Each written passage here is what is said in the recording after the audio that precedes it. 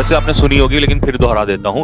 एक बार क्या होता है, एक शराबी होता है और एक पुजारी होता है। शराबी और पुजारी में आपस में ठन जाती है कि हम भगवान को प्रसन्न करके रहेंगे। शराबी गाली देता है, शराब के नशे आपको पता ही है वो कैसे कैसे देते हैं, ठीक है। और पुजारी कहता है, हे मूर्ख बालक, तू ये मदिरा पान का सेवन करके और तू मुझे ये करा इस तरीके से। शराबी कहता है, चल क्या बात है, भोलेनाथ को प्रसन्न मैं करके रहूंगा। पुजारी कहता है चलो देख लेंगे। तो गांव के उस पार क्या होता है, मतलब गांव के बराबर में एक नदी होती है और नदी को क्रॉस करके भोलेनाथ का वहां पर शिवलिंग होता है। उस शिवलिंग पर जल चढ़ाने के लिए दोनों रोजाना जाते हैं, ठीक है। भोलेनाथ को जल चढ़ाने के लिए पुजारी जाता है नदी को पार करके। वहीं पर क्या होता है, जो शराबी होता है वो डेली नदी पार करके जाता है और एक चप्पल उठा के, जूता उठा के और शिवलिंग पर जोर से मारता है। रोजाना यही काम चलता रहा। शराबी अपना काम करता रहा, पुजारी अपना काम करता रहा। पुजारी को पता था कि एक दिन इसका सत्यानाश जरूर होगा। बहुत दिन जब बीत गए, दोनों थक गए, भगवान कहीं से नहीं आया। एक दिन बहुत भारी बारिश होती है।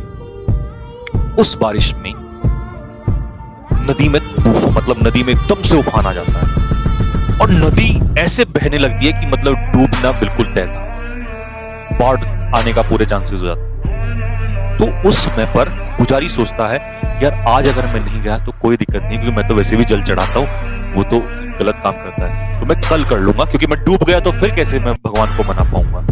तो वो डर उसके अंदर बैठ जाता है। पुजारी उस दिन नहीं जाता है और शराबी लगा के 2 पैक और मजे में चल देता है। और उसी दिन भी वहां उसी समय जाता है, नदी में कूदता है, उसे कोई फर्क नहीं पड़ता और नदी में कूद के उसे पार करता है। उसी दिन जूता मारता है, उसी दिन भोलेनाथ निकल के बाहर आ जाते हैं। आलोक निरंजन बेटा।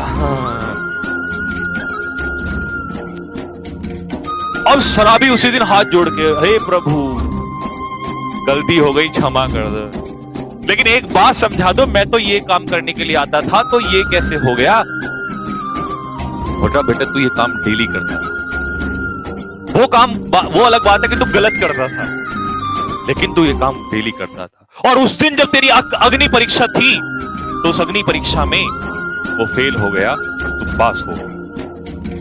तो बेटा जिस काम को दिल से अगर हम चाहे वो अच्छा हो या गलत हो, वहीं से अगर हम पत्थर में भी रोज एक मुक्का मारेंगे तो एक दिन तो ऐसा आएगा कि वो पत्थर भी फूटेगा। तो जिस काम को कर रहे हो निरंतर करो, लगातार करो। ऐसा ना हो कि बस एक दिन सर आज नहीं, बस पढ़ूंगा, आज संडे है, आज नहीं मेरे को पढ़ना, कोई दिक्कत नहीं है, संडे कोई तो नहीं है। अरे 12 दिन में से एक दिन निकल जाएगा, वो एक दिन में जो टॉपर बच्चा होगा या अच्छे बच्चे होंगे वो उस दिन भी पढ़ रहे होंगे। हर एक घंटे की कीमत है, हर जगह टाइम की कीमत। जैसे मैं तुम्हारा टाइम वेस्ट कर रहा हूँ, नहीं करना, सॉरी। तो इसीलिए टाइम इंपॉर्टेंट है, जाके पढ़ो, रिवाइज करो, आपके लिए बहुत इंपॉर्टेंट है, ठीक है। मिलेंगे जल्दी आप लोगों से, मोटिवेशन वाली वीडियो में लाता रहूंगा, आपको मोटिवेट करता रहूंगा। और